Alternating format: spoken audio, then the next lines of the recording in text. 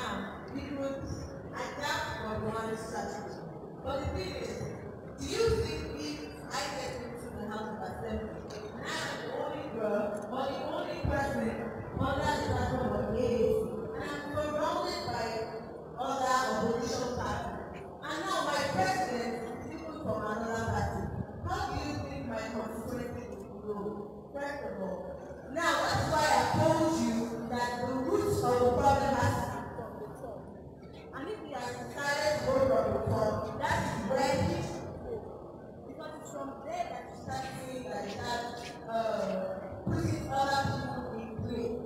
So I'm sorry if you say we should go from one strategy. I feel if they are talking about strategy, I know that's how we should go. Please, let's talk about that. Thank you. Thank you very much. I'm sure we'll understand the debate. Very silent debate that is very unclear. Please, once again, help me appreciate our panelists. The second panelist for today, actually, our panel session for today. Please help me appreciate Comrade Ahmed and Ms. Kyola once again. Thank you so much for joining us and sharing your thoughts on the topic of the day. The day is because at the National Parliamentary Summit 2.0, and we had joined us while the panel session was on, the presidential aspirant, Comrade Aac Take Over. Candidate. Thank you.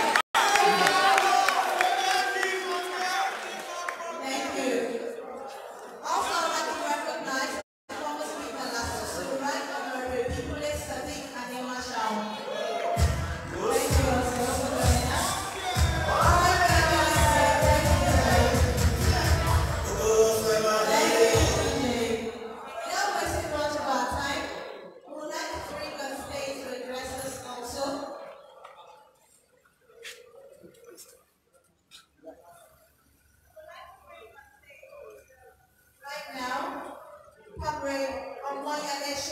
Presidential candidate for the forthcoming general election in Nigeria. Please a round of applause for him.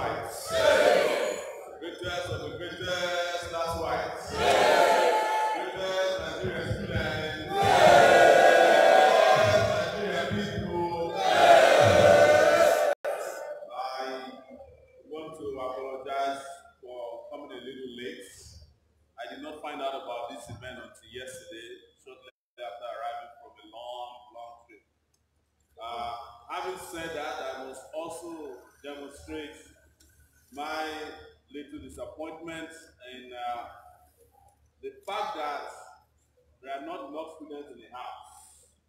And we are talking about the role of young people, and someone, as I entered into this space, was talking about the revolution. If we are going to have a revolution, young people must be willing to go to the front lines. If we are going to have a revolution against the old people, there must be more people talking about the revolution than are talking about articulation or talking about Buhari. It seems to me, if you ask me, that we are not ready yet for anything. If we are ready, the signal will be in this room today. There will be no space, and I mean it, no space in this room, both downstairs and upstairs, in all the galleries surrounding me. But if we are still not committed to the point that we can leave our classrooms to fight for a Nigeria that we want, I am sorry, we are not sending enough signals to the old people who are holding this country to ransom. And you know who they are. And of course, you know me. And the reason why I can speak about this, my disappointment, is that I used to be a student union president at the University of Lagos. Yes, thank you very much. And I can say to you categorically that we had colleagues here at LASU, Lagos State University, who were equally as strong. In fact, the competition in our days was between the strongest LASUites and the strongest Akokites. Of course, you know that we always beat you guys in Akoka. Yeah, I'm not sorry to say that was there. You might be right.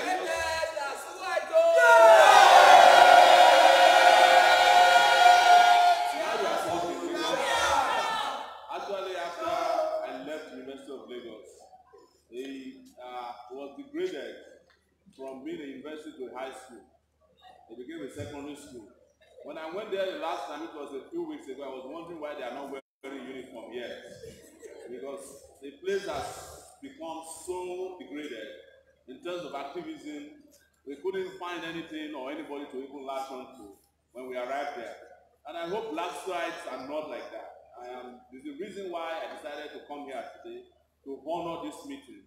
Because apart from Obafemi Awolowo University in Iloife, where we are still very proud of the student activism in that place, I think LASU somehow has managed to continue to do the work.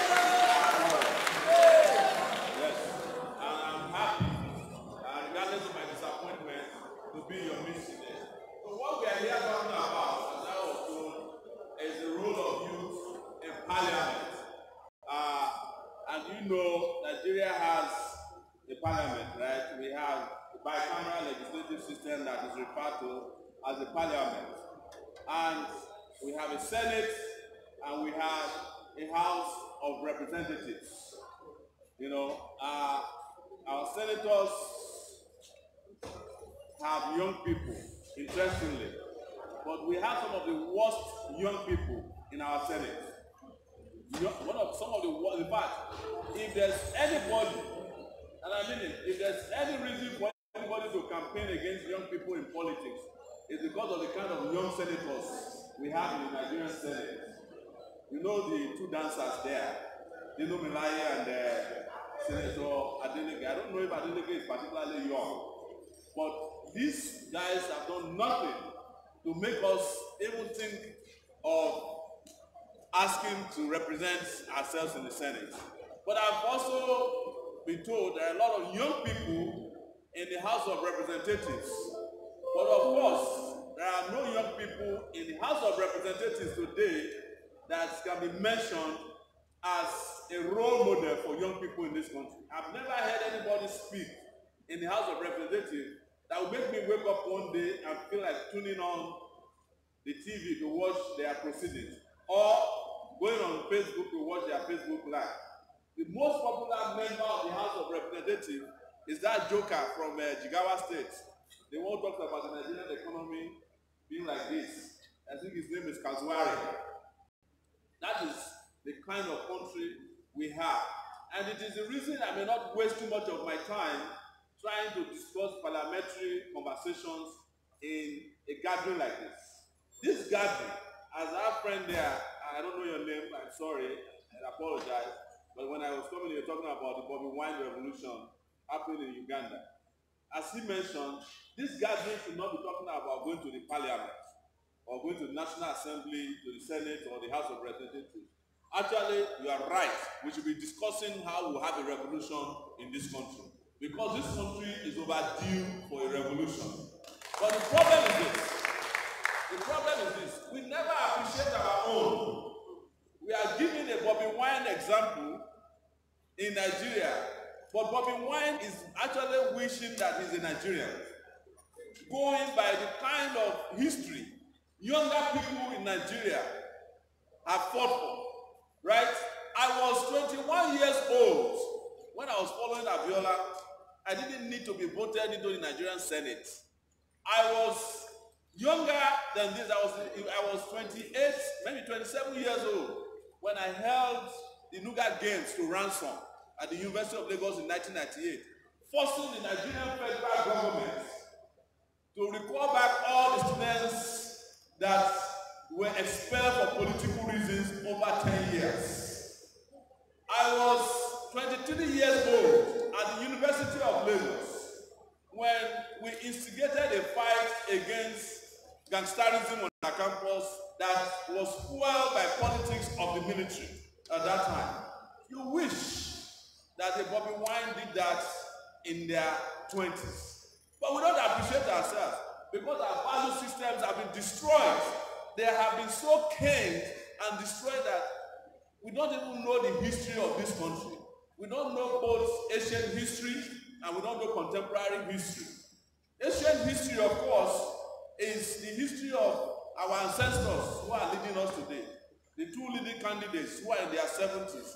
Somebody wrote on BBC today that the combined age of the two candidates from the APC and the PDP is 148 years. That is Atiku at 72 and Buhari at 75. That is if you are assuming that Buhari is 75 years old. I think the man is about 85 years old. Yes.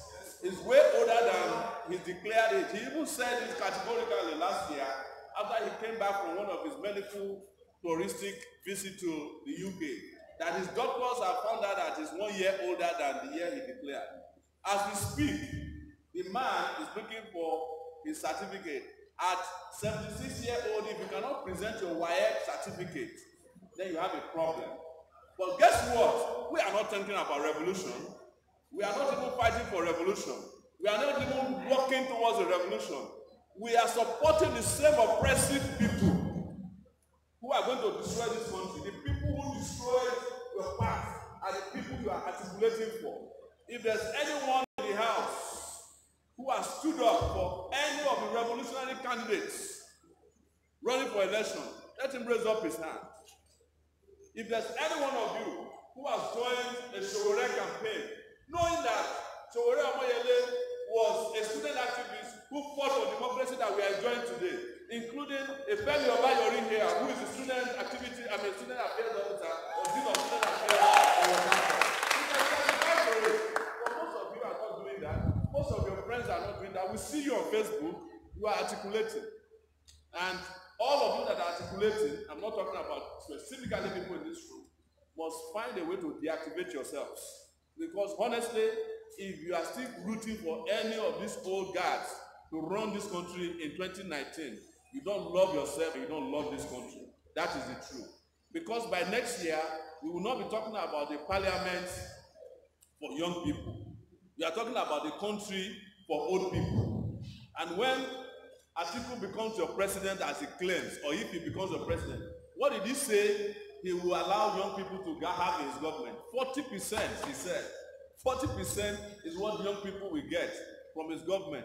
Ask yourself, who are the other people who will get the 60%? When the population of young people in Nigeria is 70% of the population, it makes sense that if anybody is discussing position for young people in the country, we should be talking about 70% for the young people of the country. But the reason why they have the audacity and the temerity to tell you that is because they have no respect for young people, because young people also don't have respect for themselves. Otherwise, honestly, ladies and gentlemen, this election should be over by now.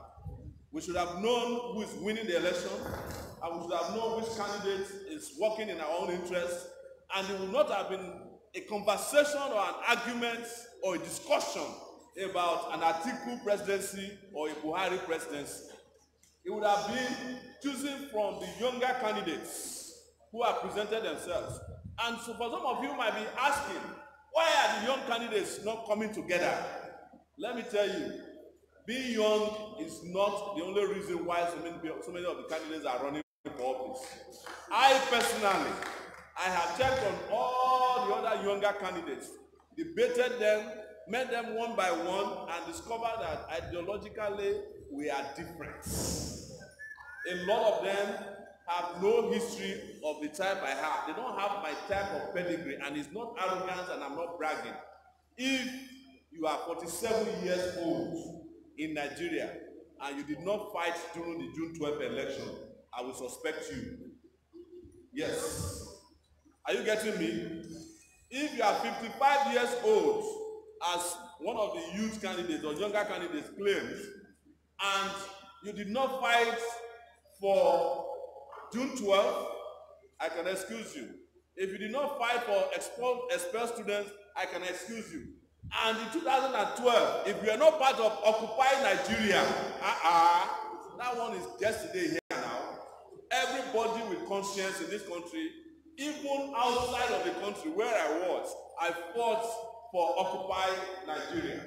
I fought alongside all the young people who said they were tired of the Jonathan regime and the corruption that was following the regime. It was that struggle that led to huge discoveries in what was then known as the oil subsidy scandal or scam, as they call it. All these young candidates that are now parading themselves and saying they want to save Nigeria, go and ask them those simple questions. Those simple questions. Have you ever fought for anything when it was not convenient to do so? If they said yes, where were you during the June 12 election or the annulment of the June 12 elections? If they said they were not around, as one of them claimed that he was in the NYSC, there's nothing in the NYSC that says you cannot fight for democracy and human rights. I was in the NYSC when Ken Saro-Wiwa was killed. I fought against the killing of Ken Saro-Wiwa, and it cost me whatever it cost me, and I didn't look back. Even during that time, even though I was in Yola, Adamawa State, I was detained for standing up for what I believed, right? I am not saying that every candidate in this country who is going to run for office must have been detained before or must have been a student union leader before. But at least there are so many injustices that happen in this country, a lot of them, that every conscientious young person somehow must have fought for, or fought against. And it is the reason why I am not in any major conversation with any younger candidates. For those of you who keep asking that question, why are you not, matching with this person and this person? And you can watch their utterances. Their utterances are not attacking our problems. Most of them are very poetic in nature, as far as I'm concerned. Decorating the problems, telling the story of how Aminu Kano was a nice guy, and no. I studied so many of Nigerian leaders in history books in primary school. When I got to the university, I fought against them, right? It's the reason why I am able to stand in front of you today and point my fingers at Olusegun Obasanjo in Ota and say that the man can go to hell. He has nothing to offer Nigeria. I can point my fingers to Niger State, where in Mina, Babangida, of blessed memory, as I like to say, is dying quietly, and say that he is the one who is a disappointment in this country. I can point my finger to Yola Adamawa State, where Atiku came from, and tell him that Atiku, you are a thief, because there's ample evidence to show that instead of working for the people of this country, young people, you were busy stealing from the Commonwealth for 8 years with your baba. When they were closing down the universities here, including last year, when they were going on strike, they were busy awarding themselves licenses to build their own private universities. Today, majority of our people cannot afford to go to those universities. When they were closing down universities and going on strike, Obasanjo was busy awarding themselves and himself a license to build Bell University. And today, none of your parents can afford to send your children to this place. These other candidates are not addressing this issue. But even programmatically, you should be proud of one of you, that no one amongst the candidates, including the older candidates, can match our program of action that we have put out since the last 8 months. What we call Spicer Heat. No one of them has been able to disprove it. In fact, most of them are stealing from our own ideas. There was a younger candidate who I met on TV a few weeks ago, or I think a few days ago, and I was asking him about minimum wage. He said, I am being populist by saying that I'll pay 100,000 naira to Nigerian workers at minimum wage, that Nigeria cannot afford it. Today, I opened Channels TV. He's saying that the minimum wage of Nigeria is slave wage. I said, so you just discovered. after that last time. Because why? We had to school him on the need to pay workers, not minimum wage, which is what is legal, but living wage. Because there's a difference between minimum wage and a living wage. And now, our friend has gotten the memo. But what does that tell you? That even though they were huffing and puffing all over the place, that they know economics, they are not even as good as I am, who's a geographer. I studied geography and planning at the University of Lagos. And when we were on TV, the young man was saying, don't discuss economics with me. I said, wow, don't go there with me, please. Because I know economics better than you do. And by the time we were done with the show, we knew who was the economist and who was the person who was just hyperventilating on television. But that's not our issue, people. I want to also get back to what is important to us. And what is at stake in 2019 is not just an election in which we will go and cast our votes, and the votes will be counted or not counted in our favor. It's about the future of our generation. It's about taking power for the sake of our own survival. It's about you, when you get educated and you graduate from here, getting a job that is befitting of your status. It's about you, when you go to what is called the NYC, that you are not going to continue suffering, as they call it, now your suffering continues. But you can get the wage that is commensurate with your status in such a way that if anything happens to you while you are doing NYC, we can get 10 million naira to your parents as compensation for it. Or if you are disabled in the process, you have enough to keep going until we get it right in this country. It's about feeling secure in this country, so that whether you are in the northeast, where Boko Haram is ravaging, or you are here at LASU, where a herdsman is likely to enter your campus any moment from now, if you are not careful, that you have a country you can call your own. It's about free education. And when we were talking about free education a few months ago, they said it was impossible. But guess what? Last week, Liberia, of all countries, Liberia just introduced free education in all their higher institutions. This is the same Liberia that we saved from war, famine, and strife. Their president categorically declared that education is now free in Liberia. But my declaration is beyond that education will be free in Nigeria. But every Nigerian student, beyond enjoying free education, is entitled to stipends from the government of Nigeria. And my proposal is that for every semester that you are in school, you get 100,000 naira.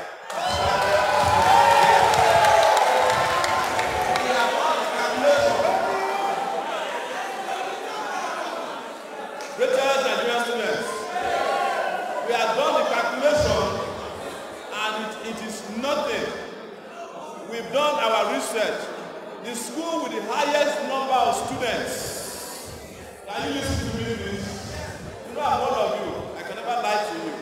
This is not politics. You are hearing from one of you.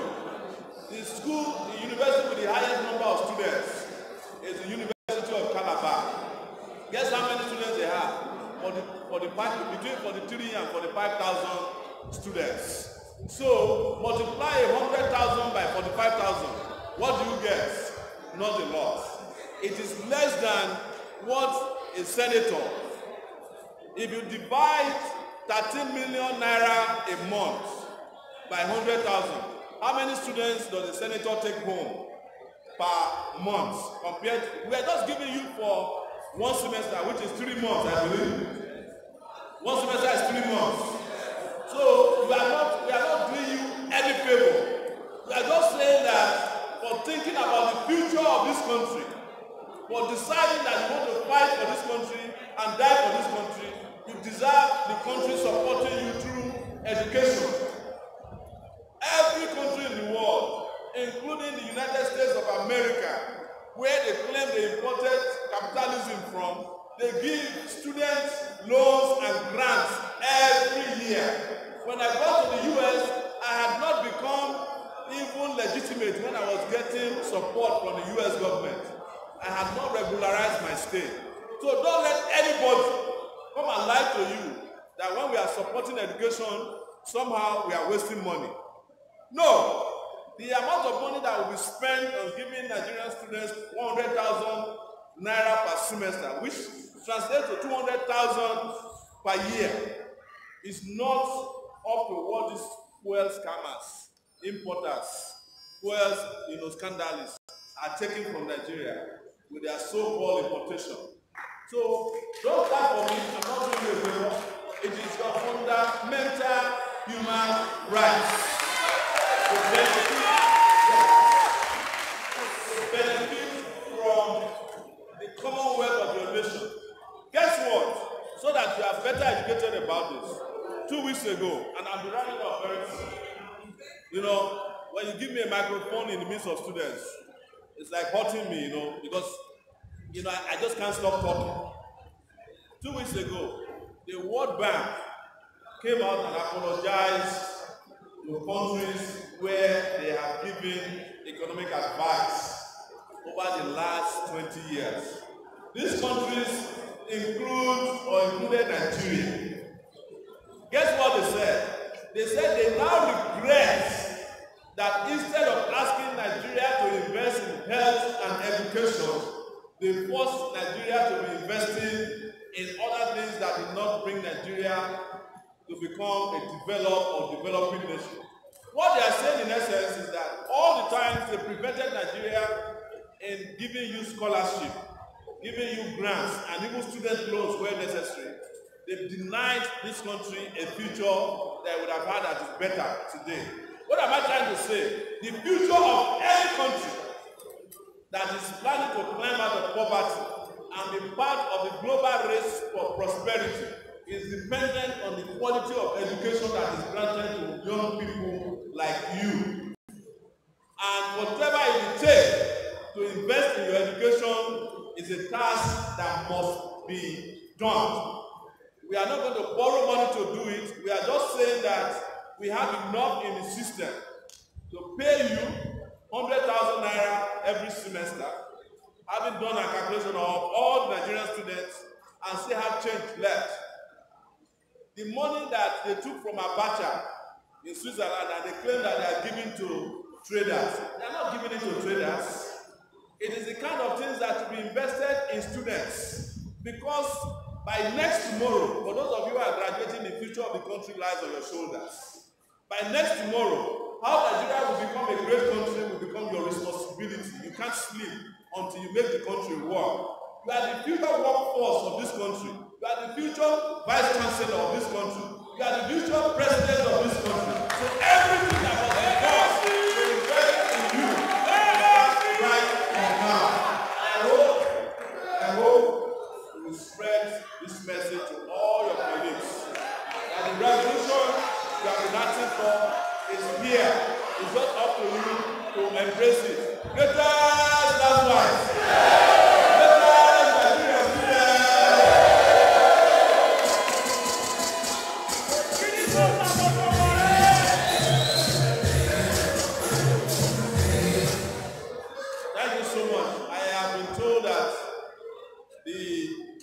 Presidential candidate of the APC, Professor Yemi Osinbajo, is learning how to dance shaku shaku. I want to tell him that we are not learning how to dance shaku shaku. We are learning how to govern this country starting from next year.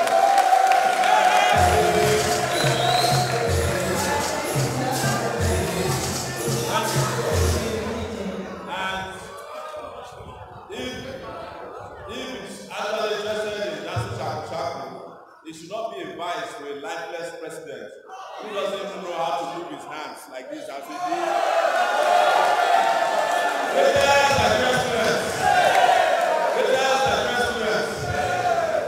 Thank you so much, and I hope all of you will come out one blessing to rescue Nigeria for all of us starting from 2019.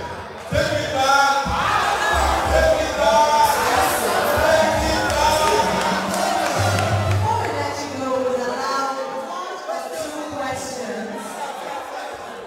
Please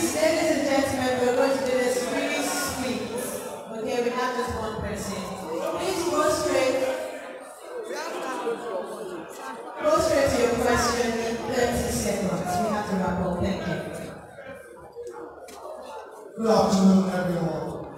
Sir, the news from reporter about the killing of assistant superintendent of police in Lagos State, and in which one of our students, Pastor Dolabo, was headed in Nagoya OC.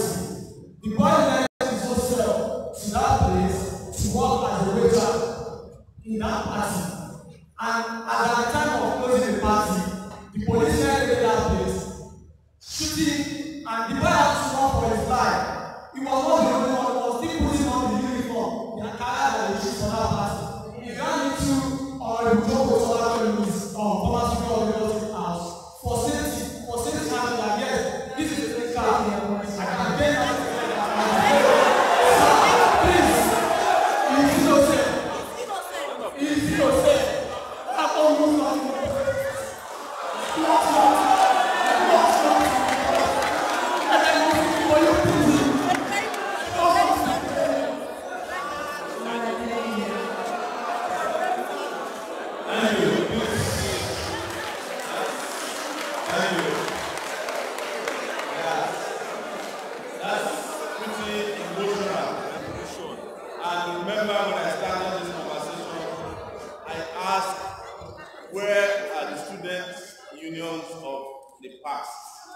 there is no way in our time that a student that is innocent of any crime will be languishing either in police detention or in prison for an offense he did not commit.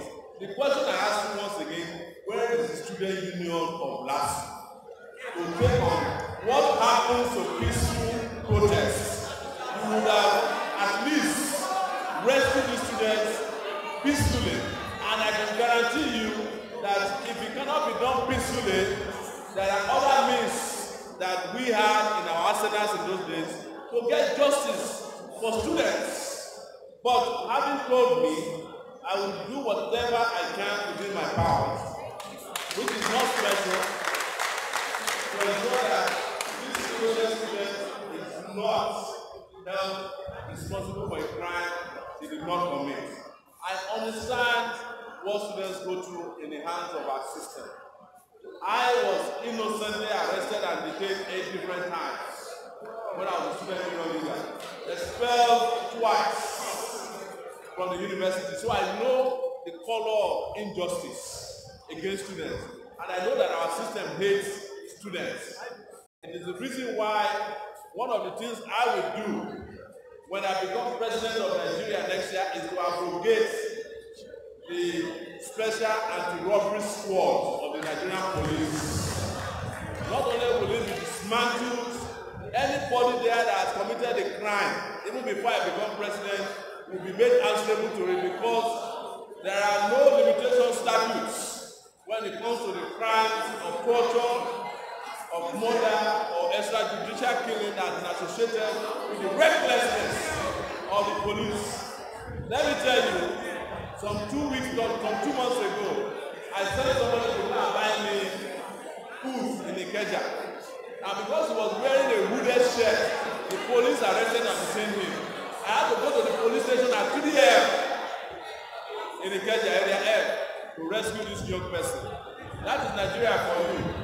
We will look into it and will ensure that justice is done, and done as quickly and as friendly as possible.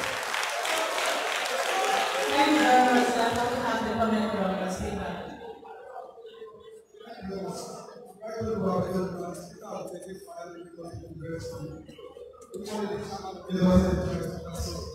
I will say, with respect to this guy coming out to make comment as regards the justice of the city yesterday, actually, I see the plan to very much aware that when she will come out, express your mind to him. However, about 2 a.m., myself and the president spoke with respect to this issue. And immediately after we finished our discussion, I had to call in for discussion too. We spoke for more than 15 minutes, if I'm not mistaken. With respect to this, let us have detailed information of this, then we'll see how to address it. Either by what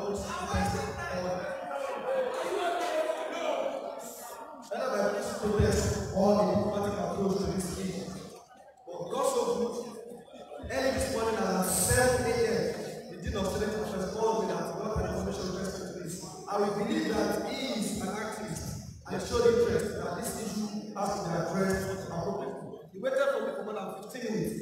And I said, I'm the president, not nothing at the gate, and sat down and discussed at length just this issue. So, sir, what I'm saying in essence is we are on the issue, but you to be aware of the issue, one of the reasons we want you to be aware of this issue is because of the news of it, that they construed those things against the guy. And we know you as someone that is a popular person and has information at hand and past information. So we want it on your own to help us in exonerating the guy totally and also pass the information across the globe that he is not guilty of the allegation. All right. Thank you very much, sir. God bless you. Thank you so much. Thank you. Next question, please. Thank you.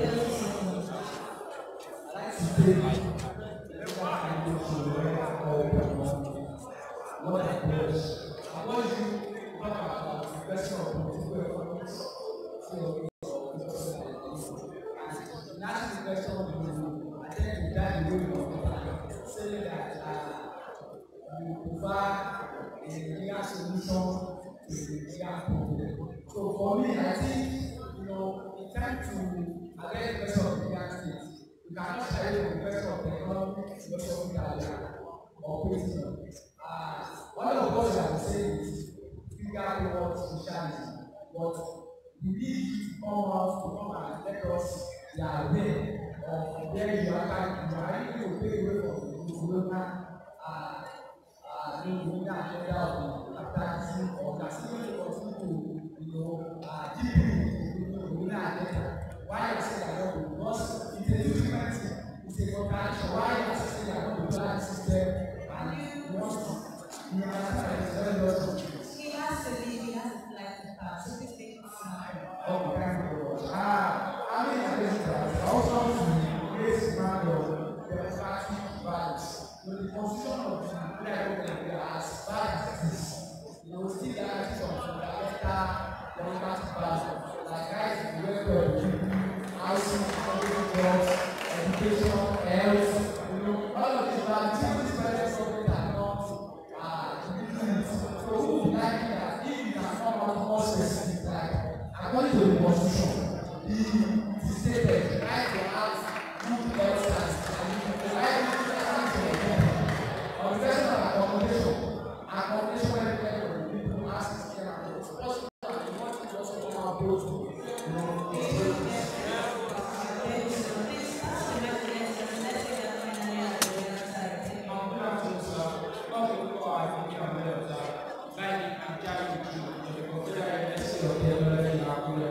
my question was that, sir, when you are coming to us here, you have to give us good bodies, like you are going to pay the student of Nigeria 100,000 per semester, things like that. But what of, we all know that before anything can, before the executive, the post you are aspiring for, before you can achieve anything, you need to seek for the pass from the Senate House and the House of Assembly. What of if these people, they are not in line with your ideology and other things? How do you want to cope with them so that your administration can succeed?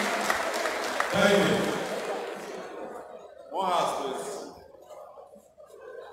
The first question relates to what is the ideology that will drive the political economy that I am promising to implement. I've said it very clearly and I'll say to you here today. I am of the welfareistic mode, that the welfare of the people of Nigeria is paramount, is the first issue that should be of concern to the government of Nigeria, and not the welfare of oil companies, not the welfare of banks, not the welfare of even political office holders, but the welfare of the people of Nigeria. The Nigerian Constitution you cited, as bad as it is, also has a chapter 2 in it that is very, very clear that you have certain fundamental human rights with regards to housing, education, health, that must be a priority of government. So, if you are going by the Nigerian Constitution, the current Nigerian states are violating their own Nigerian constitution. That is the truth that all of you must understand. And when you violate the constitution of the Federal Republic of Nigeria, your fate should be an impeachment from office.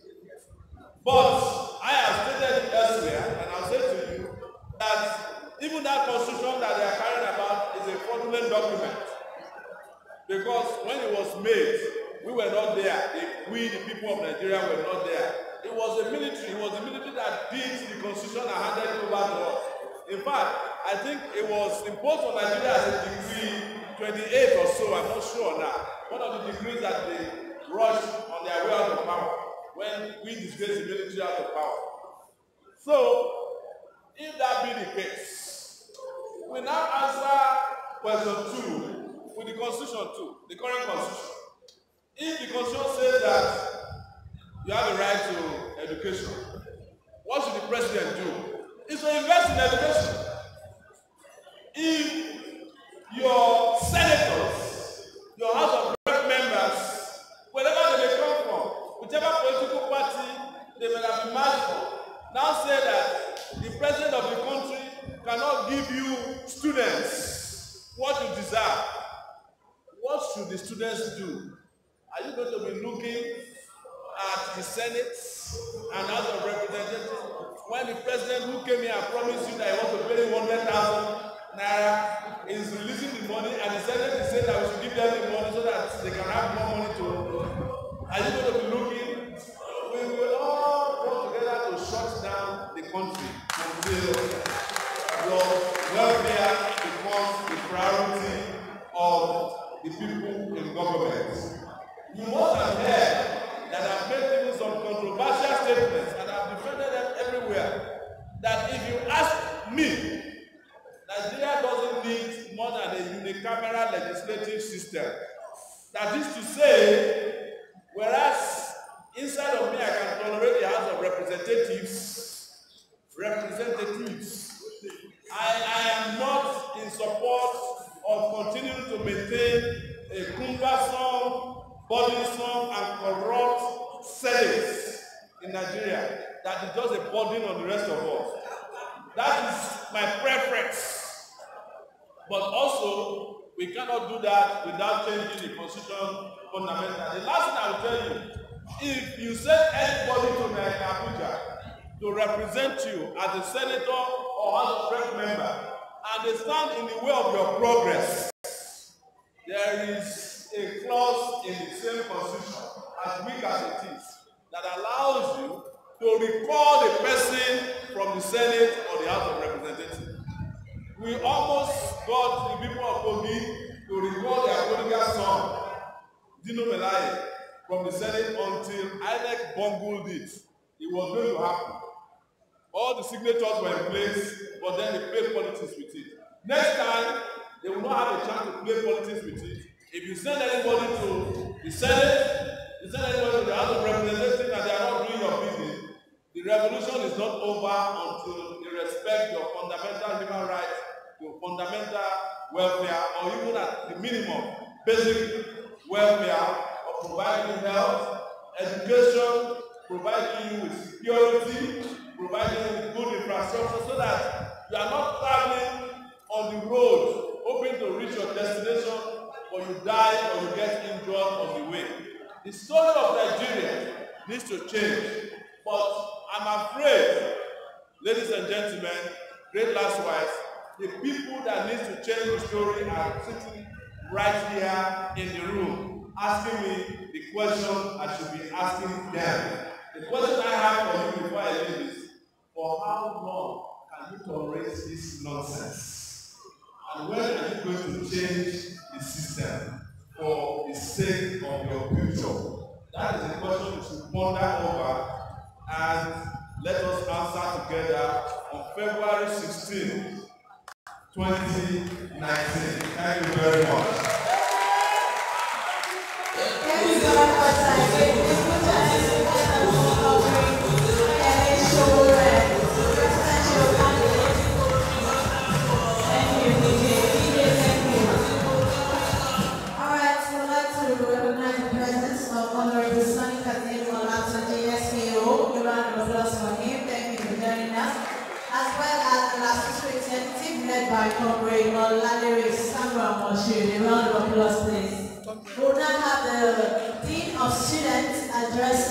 very briefly as we bring this event to a close.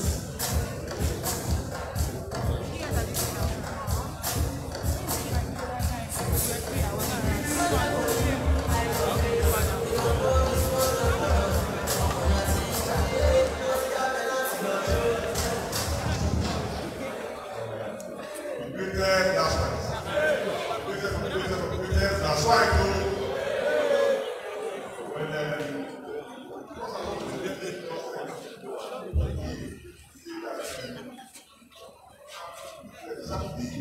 apologize for this program because I've agreed to start this program for presentation and later and 9 o'clock.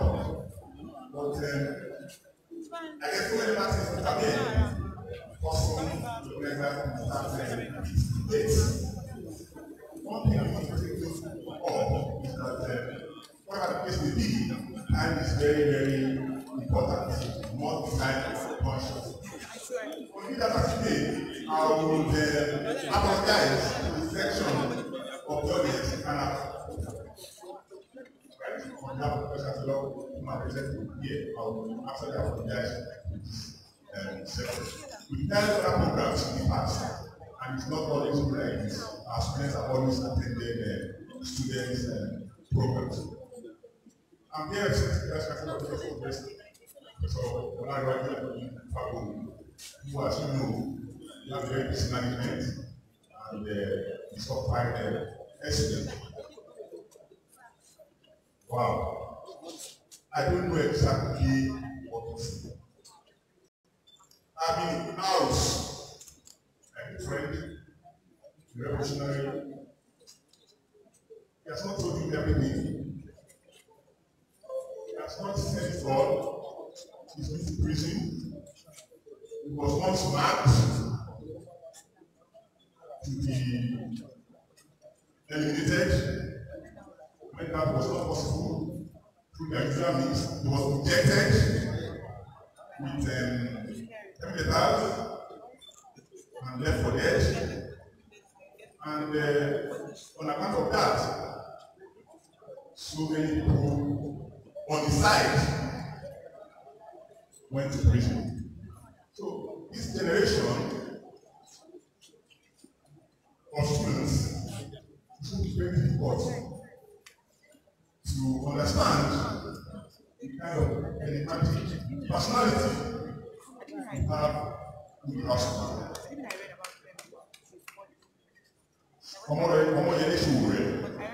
Was his name happiness.